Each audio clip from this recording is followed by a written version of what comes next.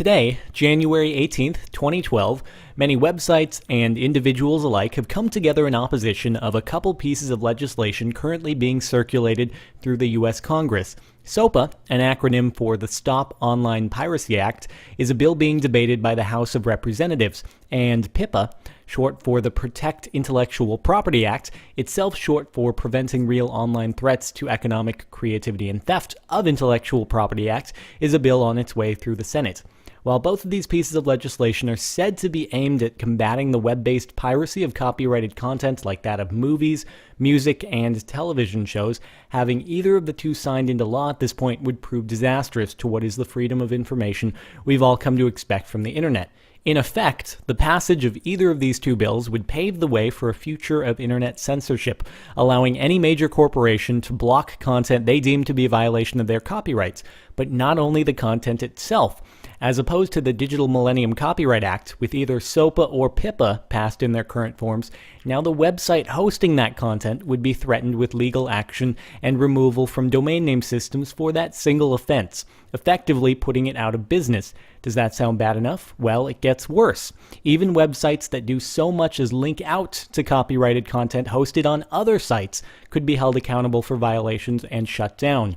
In short, every single website that allows user-generated content would be under the constant threat of prosecution, and with that, unable to sustain their business model and forced to shut down.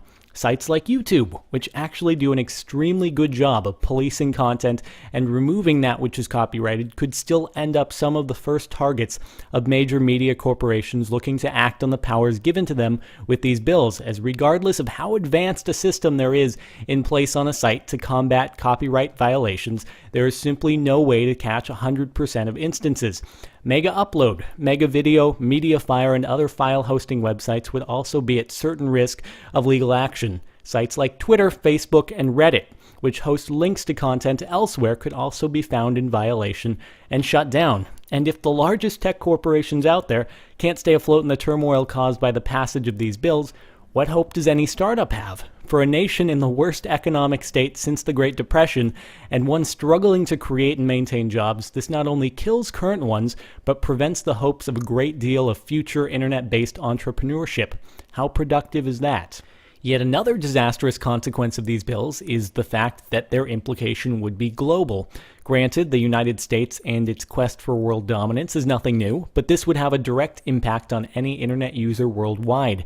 Any US-based tech company shut down as a result of these bills would obviously be shut down to any international traffic, as their servers would no longer be in commission. And conversely, any international-based website found in violation could be blocked from US ISPs, and should that website be highly dependent on US traffic, it could be unable to sustain itself and forced to shut down.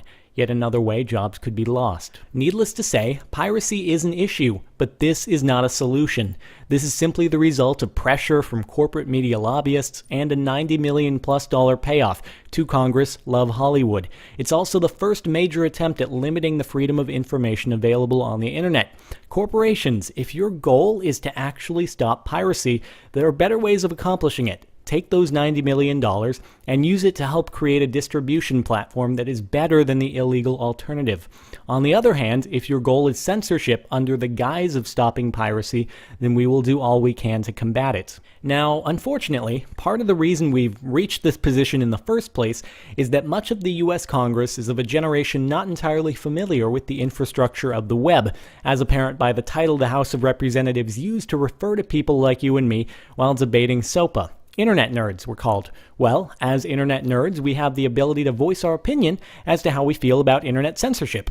In the description, I've linked a great deal of resources that you can use to learn more about and help to combat these bills. Sign a petition, contact your local representative, boycott the products of companies supporting these bills, or simply spread awareness to your friends. If you enjoy the internet in its current form, if you enjoy sites like Google, Facebook, YouTube, Twitter, Reddit, Mega Upload, Wikipedia, any one which hosts user-generated content, if you enjoy my videos, then let them know. Thanks for watching, and I'll see you guys later.